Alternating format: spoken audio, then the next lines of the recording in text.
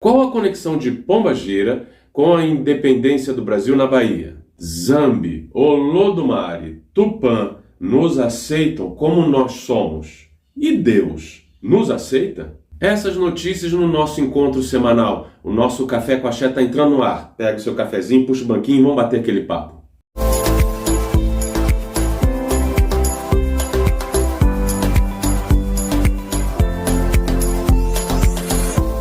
Saravá a todos, sejam bem-vindos ao canal Vozes de Umbanda. Meu nome é André Luiz e eu sou dirigente do Templo de Umbanda Esotérica Oxalá, em Pirassununga, São Paulo. Agô para entrar na sua casa. Hoje vamos falar um pouco sobre essas notícias que aconteceram. Vamos explorar essa conexão da nossa Umbanda com a independência do Brasil. Acredito que poucos ainda não tinham essa sabedoria. Eu sei que foi muito mal explorada a história do Brasil, mas a gente está aqui justamente para resgatar essas antigas coisas, essa oralidade muito velha. E se você gosta de bater papo sobre a nossa religião, resgatar procedimentos antigos, manter viva essa oralidade dos mais velhos, que às vezes foram ao ló, não deu tempo para passar, né?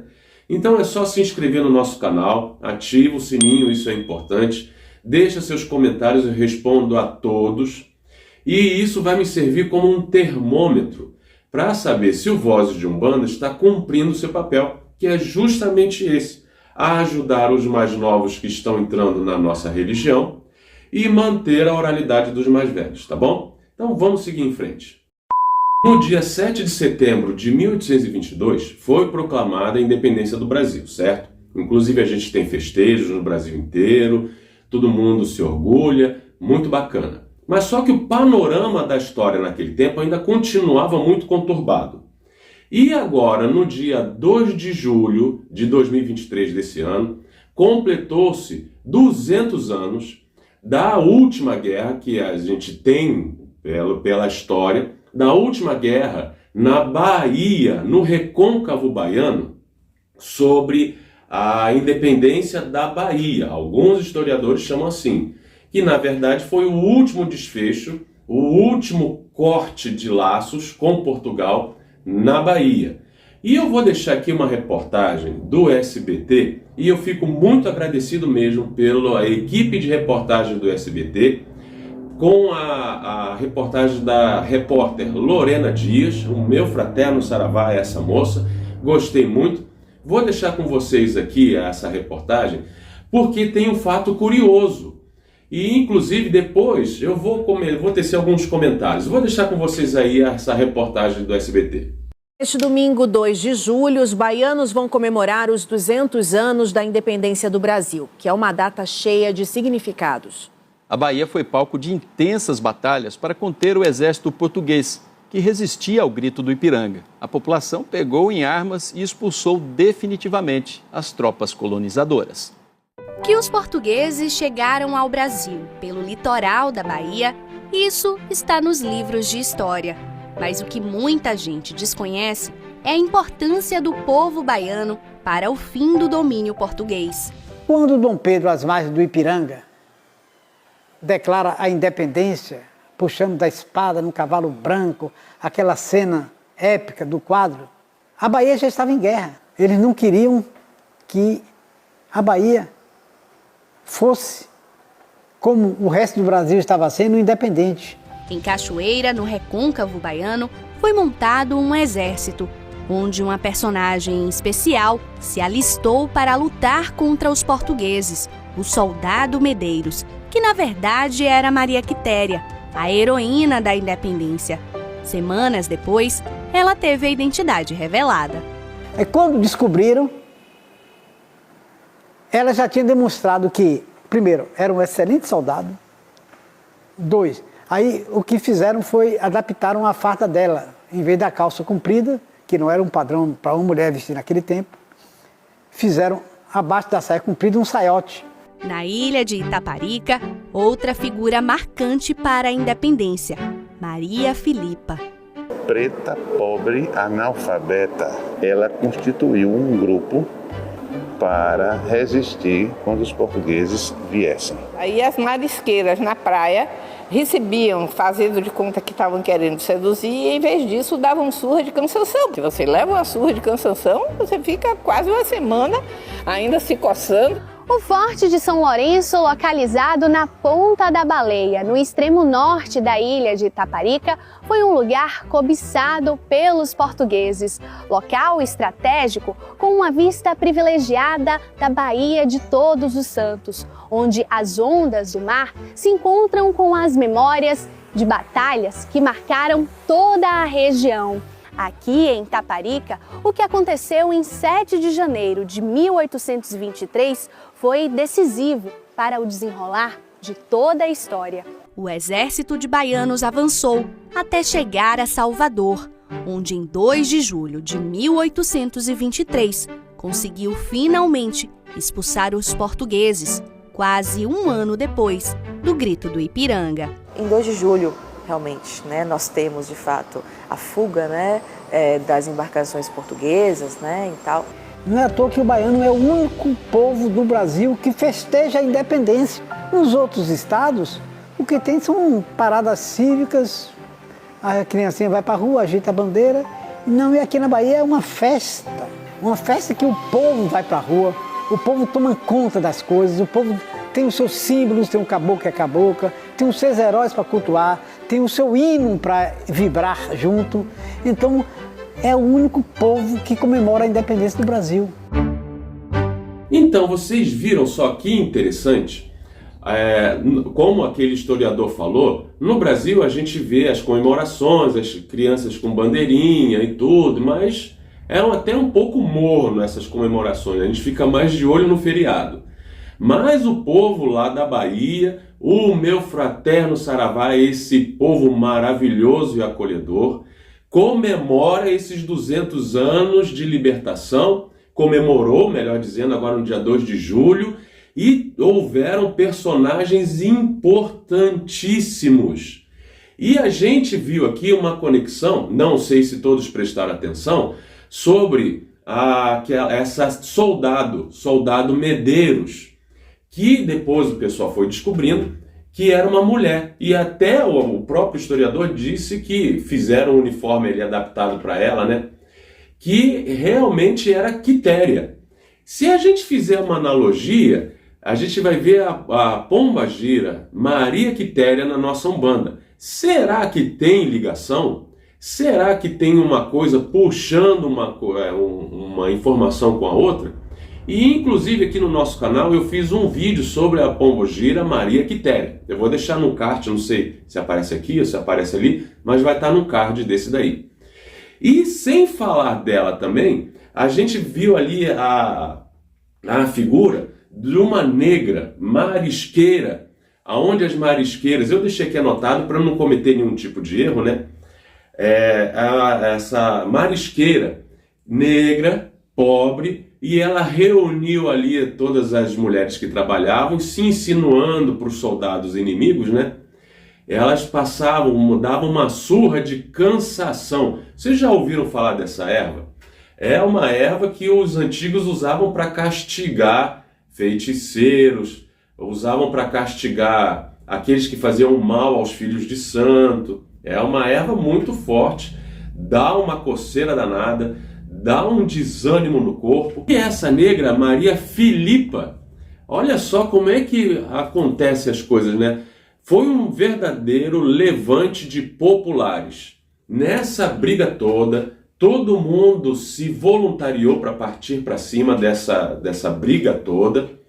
E a tropa da Bahia era composta por escravizados que estavam libertos, povo que estava totalmente contrariado com a corte de Portugal, os indígenas. Eu até deixei aqui também, deixa eu pegar meu caderninho aqui,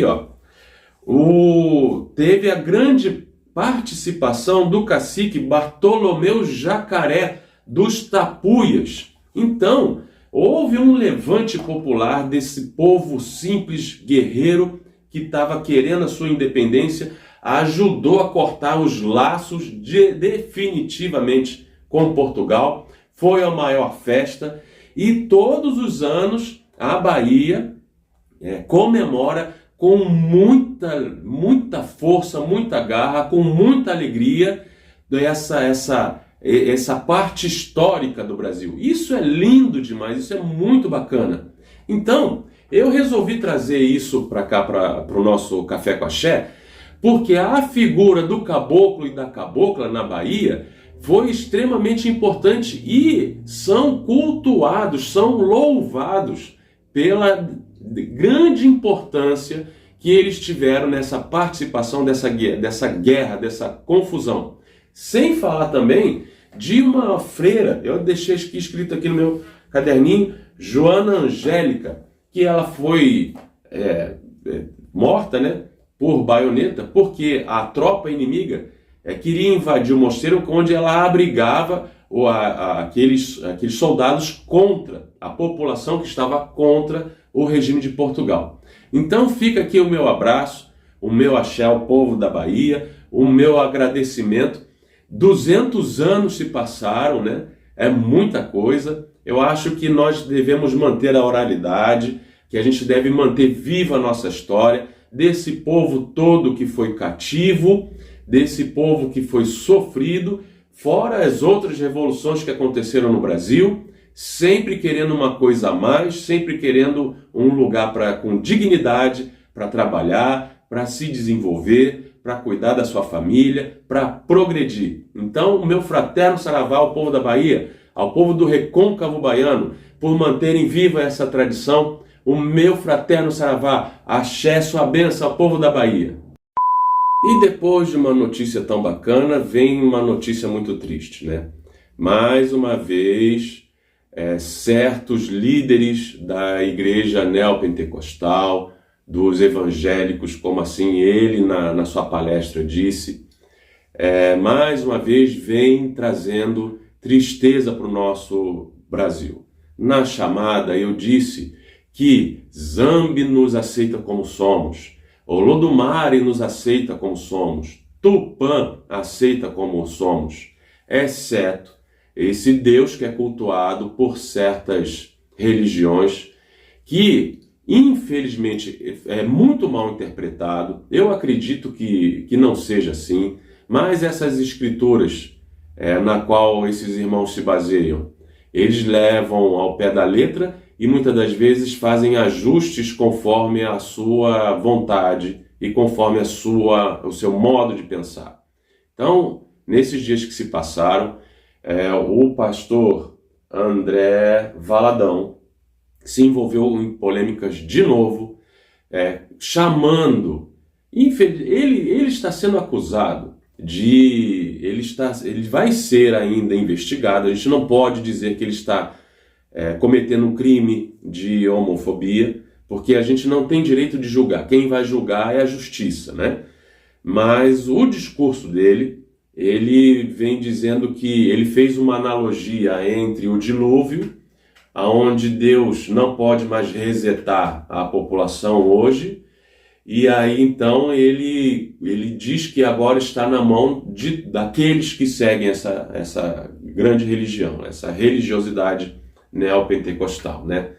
É muito triste a gente ver isso. O Vozes de Umbanda não vai dar ibope para esse tipo de coisa, mas a gente precisa estar antenado, sabendo das coisas que acontecem. Na verdade, ele fez uma placa com arco-íris, falando a palavra orgulho, pintada em arco-íris, e ele começou a pregar que, dando a entender, levando as pessoas que assistiam o seu culto fora do Brasil, se eu não me engano, em Orlando, eu não vou me aprofundar muito, mas acho que ele estava pregando em Orlando, né? Uma pregação ao vivo e online, onde ele deixava esses dizeres, orgulho, em arco-íris, e ele chamando a população para não admitir mais esse tipo de coisa, né? Ficou muito feio, ficou muito mal. Eu não estou julgando, o Vozes de Umbanda também não tem esse poder de julgar ninguém, mas é notícia, está aqui na internet e tem a ver conosco. E o porquê? Muitas das vezes o Vozes de Umbanda, ele é atacado por esses irmãos que seguem o neoprotestantismo, se dizendo cristãos, né? A Umbanda, ela é acolhedora, a Umbanda é agregadora, ela não desagrega. A Umbanda, ela é o remédio dos pobres, ela é psicóloga, ela é um farmacêutico, ela é um ombro amigo que dá para que as outras pessoas, os outros irmãos venham e chorem no nosso ombro. A Umbanda, ela não desagrega, muito ao contrário. E todo esse povo feliz, que a sigla LGBTQIA+, me perdoa, né? Mas eu prefiro dizer que é um povo feliz e amoroso.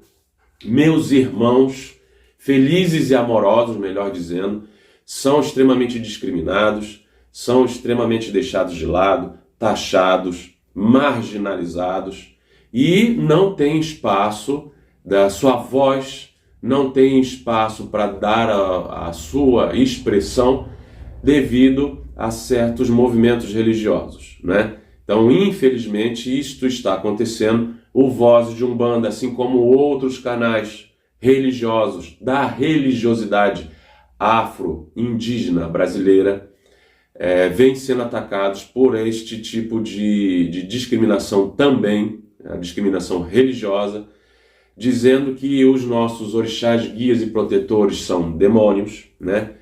E então, somente a religião deles está certa, alguma coisa tem que ser feita, alguma coisa tem que ser freada, não é mesmo? Não me importa qual que é a sua religiosidade que está assistindo esse vídeo, não me importa mesmo. Mas se está aqui, provavelmente seja um bandista, ou ainda ligado a alguma tradição afro-indígena brasileira. Muito bem, tenho certeza, ou acho, né, melhor dizer certeza é muito forte, mas eu acho que já deve ter passado por alguma situação, os senhores e senhoras que estão assistindo esse vídeo, alguma situação desse tipo, de discriminação religiosa. Dentro desse contexto de tristeza, desta pessoa que tentou se redimir, dizendo outras palavras, pondo a culpa na mídia, pondo a culpa nos jornalistas. É só pesquisar aí na internet. Os senhores e senhoras vão ver o discurso desse senhor. Não vamos julgar, não podemos. Quem vai dar o veredito é a justiça brasileira, não é? Mas enquanto ele está pregando contra o orgulho, dizendo que orgulho não é de Deus, ele está em outra terra, me pareceu ser um cinema, um teatro, um anfiteatro, que seja, bem grande, bem luxuoso, pregando para os seus irmãos que estão aqui no Brasil também, e muitas das vezes esses irmãos suam a camisa para poder participar com as suas ofertas na igreja, para a manutenção da igreja. Nós vemos muitos líderes dessa religiosidade pintando o seu templo, ajudando os encarcerados, ajudando os velhinhos no asilo, distribuindo cesta básica, ajudando numa quantia de dinheiro, assim como nós, umbandistas e candomblecistas, também fazemos isso, também, né? Então a gente tem muita gente boa, mas infelizmente foi uma má colocação deste líder religioso. O Voz de Umbanda não vai dar ibope, mas é bom a gente frisar que isso está acontecendo, não é? Então, para terminar esse vídeo, eu gostaria de dizer que o meu Deus, ele me aceita como eu sou e que ele me enxerga como se fosse uma pedra bruta que precisa ser lapidada.